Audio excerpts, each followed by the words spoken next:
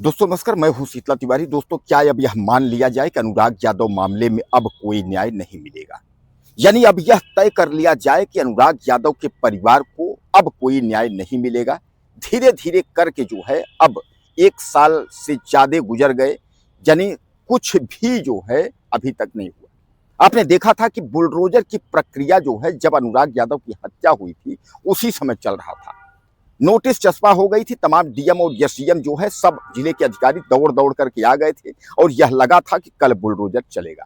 लेकिन आपने देखा कि सत्ता की हनक, यानी जो सत्ता है वह किसके पक्ष में खड़ा हो गया, क्या आपने यह देखा? और यह मैं नहीं कह रहा हूं, यह जो है सत्यवीर वकील समेत तमाम जो है पूरे गांव के लोग चिल्ला रहे हैं कि हत्यारा लालता यादव के परिवार के साथ जो है मौजूदा वक्त की जो सरकार है वह खड़ी हो गई है। तो न्यायपालिका क्या करेगी?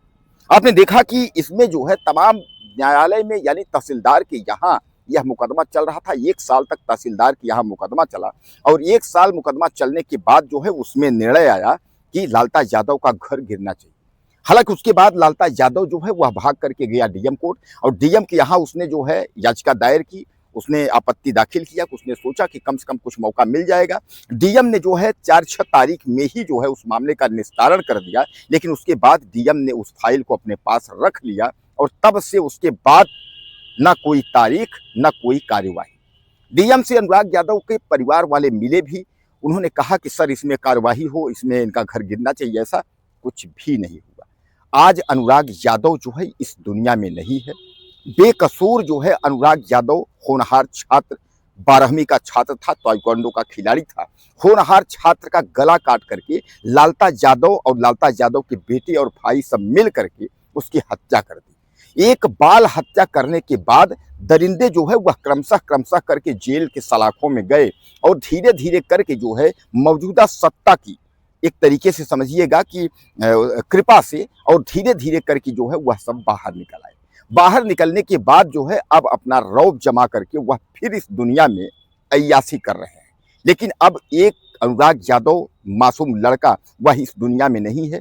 माता पिता उसके रो रो के उनका बुरा हाल है। अकेला लड़का था, 5 बेटियां थी जिनमें जो है 2 बेटियों की शादी अभी नहीं हुई है। एक ऐसा परिवार जो कि दूध बेच करके अपना जो है जीवन यापन करता है, उसके पास तारीख लड़ने के लिए पैसे नहीं है।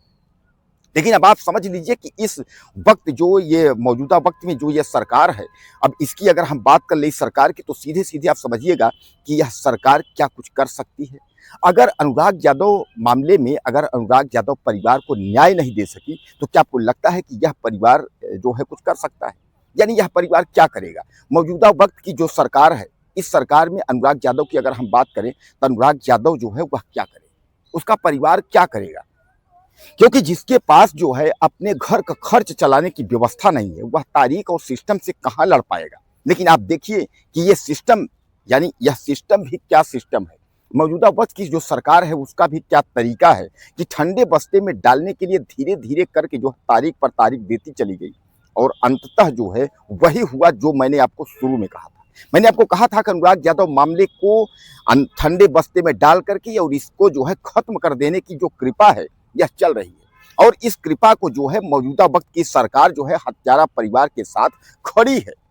और यह किसने बताया था? यह जो है सत्यवीर वकील जो लड़ रहे हैं उन्होंने बताया था। कई लोगों ने यह कहा था कि लालता यादव के साथ मौजूदा सत्ता की हवनक है, इसलिए जो है लालता यादव के घर पर बुलडोजर की कार्यवाही नहीं होगी। एक औपचारिकता जो है वह क्लियर की जा रही है, एक औपचारिकता की जा रही है कि तारीखें चल रही हैं, सब कुछ चल रहा है। क्या आपने ऐसा देखा है कि उत्तर प्रदेश हो या देश की हम कहीं भी बता रहे हैं आपको जहां बुलडोजर चलता हो, तो देश में सबसे ज्यादा अगर बुलडोजर कहीं चला है वह उत्तर प्रदेश में चला है। आपने देखा है कि उस तरीके से बुलडोजर चलता हो कि नोटिस चस्पा होने के बाद जो है फिर आपत्ति दाखिल हो जाए और सुप्रीम कोर्ट के गाइडलाइन भी हो, बंजर में घर बना भी हो, फिर भी जो है उसका घर न गिरे। आपने कहीं देखा है? ऐसा नहीं हो सकता।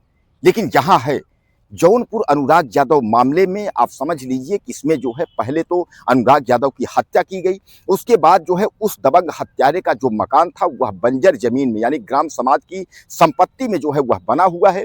सुप्रीम कोर्ट की गाइडलाइन है कि इस मकान को अगर गिराया जाता है तो उसमें किसी का कोई दखल नहीं होगा। लेकिन ऐसा कुछ हुआ? ऐसा कुछ भी नहीं हुआ। यानी सुप्रीम कोर्ट के गाइडलाइन के वजूद यानी सब कुछ जो है तय था कि यह मकान गिराया जा सकता है, लेकिन उस पर भी जो है 1 साल से ज़्यादा तहसीलदार कोर्ट, उसके बाद फिर जो है डीएम कोर्ट, अब उसके बाद जो है चुप्पी साध ली गई।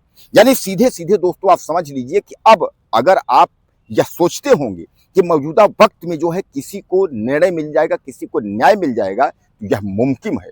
क्योंकि अनुराग यादव मामले से यह पता चलता है कि अगर गरीब और लाचार है तो उसके लिए कोई कानून नहीं है, यह आपको मानना पड़ेगा। और अनुराग यादव का मामला यहाँ नहीं है, यहाँ अनुराग यादव जैसे पता नहीं कितने अनुराग यादव हैं जो कि तारीख के इंतजार में और न्याय के इंतजार में जो है बैठे हैं। मैं आपको बता दूं कि उत्तर प्रदेश की अगर हम बात करें तो हर तहसीलों में कम से कम हजारों से ज्यादा मुकदमे ऐसे हैं जो इसी तरह हैं कि जो अमीर है वह अपनी जमीन हड़पने के चक्कर में, यानी दूसरे के मतलब एक तरीके समझ लीजिए कि जो अगर कमजोर है उसको ये चाहता है कि इसका हम हड़प लें। यही अनुराग यादव में हुआ। 40 साल तक मुकदमा जमीन का चला था। लालता यादव हत्यारे परिवार को लगा कि अब यह कुछ हो नहीं पाएगा, तो उसने लड़के की ही हत्या कर दी और प्लानिंग के तहत हत्या हुई। लेकिन सरकार, शासन, मौजूदा वक्त की जो सरकार है, हम बीजेपी की बात नहीं कर रहे हैं। अगर निस्तारण होना होता तो मुकदमा 40 साल से चल रहा है, कितने सरकारें आई, कितनी सरकारें गई, अगर कुछ होना होता तो हो जाता, लेकिन कुछ भी नहीं हुआ। और अनुराग यादव आज इस दुनिया में नहीं है और उनको न्याय भी नहीं मिल पाया। क्या कहते हैं आप? अपनी राय मुझे दीजिएगा कि क्या न्याय मिल सकता है? अपनी राय मुझे आप ज़्यादा से ज़्यादा दीजिएगा। चैनल को सब्सक्राइब करें। अगले वीडियो में